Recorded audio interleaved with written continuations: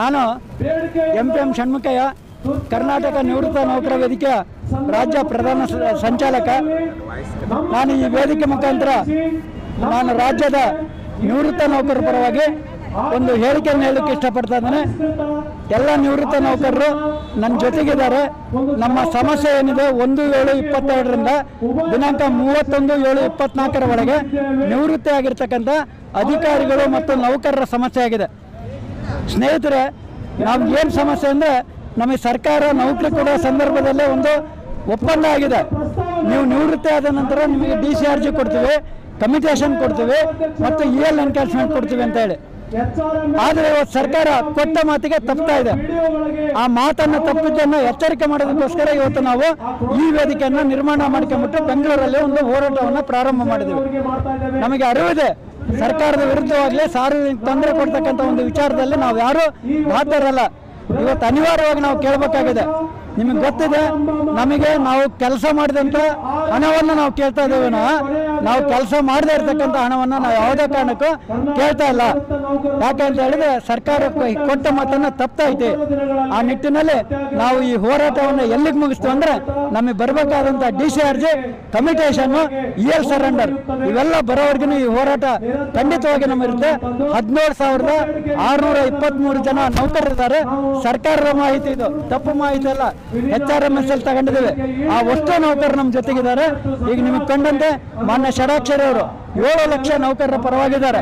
ಅವರು ಬಂದ್ಬಿಟ್ಟು ಇದೇ ವೇದಿಕೆಯಲ್ಲಿ ನಮ್ಮ ಜೊತೆಗಿದ್ದೀವಿ ಅಂತಕ್ಕಂಥ ಮಾತನ್ನು ಹೇಳಿದ್ದಾರೆ. ನಿವೃತ್ತ ನೌಕರ ಸಂಘದ ಅಧ್ಯಕ್ಷರು ಹೇಳಿದ್ದಾರೆ. ಆ ನಿಟ್ಟಿನಲ್ಲಿ ಬಲ ಬಂದಿದೆ ನಮಗೆ. ನಾವು ಖಂಡಿತವಾಗಿ ಮಾಡ್ತೀವಿ. ಈ ಒಂದು ವಿಚಾರದಲ್ಲಿ ಮಾಧ್ಯಮದವರು ನಮ್ಮ ಜೊತೆಗಿರಬೇಕು. ನ್ಯಾಯ ಸಮಾಜ, ನೀವು ಮಾಧ್ಯಮದವರು ಅಂದರೆ ನ್ಯಾಯದ ಪರವಾಗಿ ಹೋರಾಟ ಮಾಡ್ತೀರಿ. ನೀವು ಕಷ್ಟಪಡ್ತೀರಿ. ಪೊಲೀಸ್ ಇಲಾಖೆಗಿಂತನೂ ಕಷ್ಟಪಟ್ಬಿಟ್ಟು ನೀವು ಕೆಲಸ ಮಾಡ್ತೀರಿ. ಪೊಲೀಸ್ ಇಲಾಖೆ ಅವ್ರಿಗೆ ರಕ್ಷಣೆ ಇರ್ತೈತೆ, ಪಿಸ್ತೂಲ್ ಇರ್ತೈತೆ, ಜೊತೆಯಲ್ಲಿ ತಂಡ ಇರ್ತೈತೆ, ಒಬ್ಬೊಬ್ಬರಾಗಿ ಹೋರಾಡ್ತೀರಿ. ಹಾಗಾಗಿ ನಿಮಗೆ ನ್ಯಾಯದ ಬಗ್ಗೆ ನಾವು ಹೇಳ್ಕೊಳ್ಳೋದಕ್ಕೆ ಇಷ್ಟಪಡ್ತಾ ಇಲ್ಲ. ನಿಮ್ಮ ಕರ್ತವ್ಯದ ಜೊತೆಗೆ ನಿಮಗಿಂತ ಒಂದು ಕಠಿಣವಾದ ತಪಸ್ಸನ್ನು ನಾವು ಮಾಡಿದ್ದೇವೆ. ನಿಮಗೆ ಗೊತ್ತಿರ್ಬೋದು, ಕೋವಿಡ್ ಅನ್ನೋ ಸಂದರ್ಭದಲ್ಲಿ ಒಂದೊಂದು ಕಚೇರಿಯಲ್ಲಿ ನೌಕರ ಇರಲಿಲ್ಲ.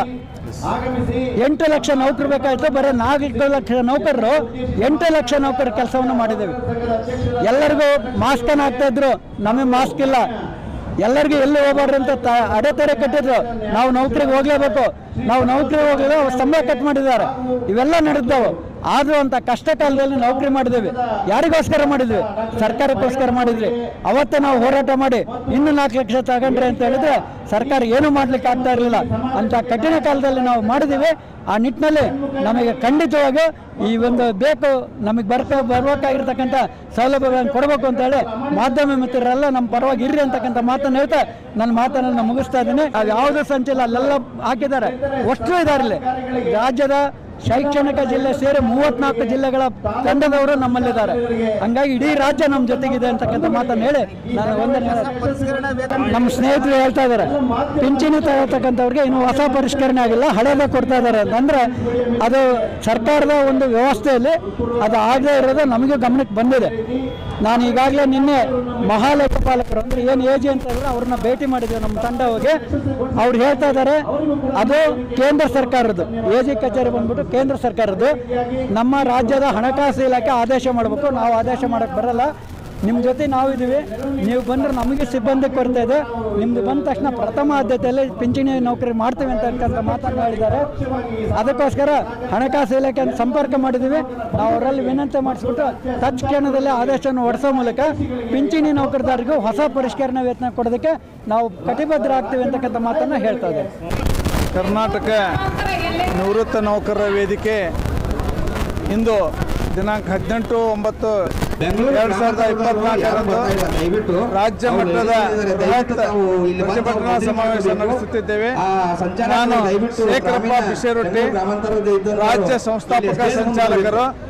ಈಗಾಗಲೇ ನಿವೃತ್ತಿಯನ್ನು ಹೊಂದಿದಂತಹ ನೌಕರರು 7ನೇ ವೇತನ ಆಯೋಗದ ಅವಧಿಯಲ್ಲಿ ನಿವೃತ್ತಿಯನ್ನು ಹೊಂದಿದ್ದಾರೆ. ಆದರೆ ಅವರಿಗೆ DCRG, ಕಮ್ಯುಟೇಷನ್, ಲೀವ್ ಎನ್ಕ್ಯಾಶ್ಮೆಂಟ್ ಅನ್ನು 6ನೇ ವೇತನದ ಪ್ರಕಾರ ಕೊಟ್ಟಿದ್ದಾರೆ.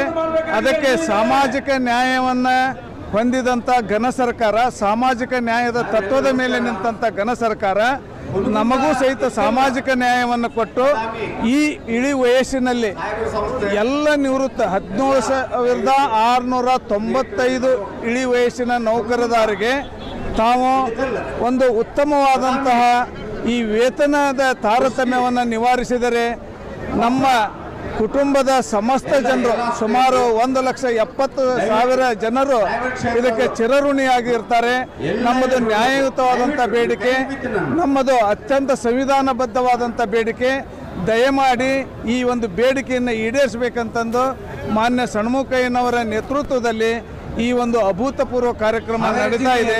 ಇದಕ್ಕೆ ನಮ್ಮ ಮಾಧ್ಯಮದವರು ಸಹಿತ ಹೆಚ್ಚು ಪ್ರಚಾರ ಕೊಟ್ಟು ಈ ಒಂದು ಬೇಡಿಕೆಯನ್ನು ಈಡೇರಿಸುವಲ್ಲಿ ಎಲ್ಲ ಹಿರಿಯ ಜೀವಿಗಳ ಪುಣ್ಯ ನಿಮಗೂ ಬರ್ತದೆ ಅಂತಂದು ಈ ಸಂದರ್ಭದಲ್ಲಿ ನಾನು ತಿಳಿಸುತ್ತಾ ತಮ್ಮ ಒಂದು ಈ ವೇದಿಕೆಯಲ್ಲಿ ನನಗೆ ಮಾತನಾಡಲು ಅವಕಾಶ ಮಾಡಿಕೊಟ್ಟಂಥ ಎಲ್ಲ ಮಾಧ್ಯಮದವರಿಗೂ ಸಹಿತ ನನ್ನ ಅನಂತ ಕೋಟಿ ಕೋಟಿ ಪ್ರಣಾಮಗಳನ್ನು ಸಲ್ಲಿಸುತ್ತಾ ಇದ್ದೇನೆ.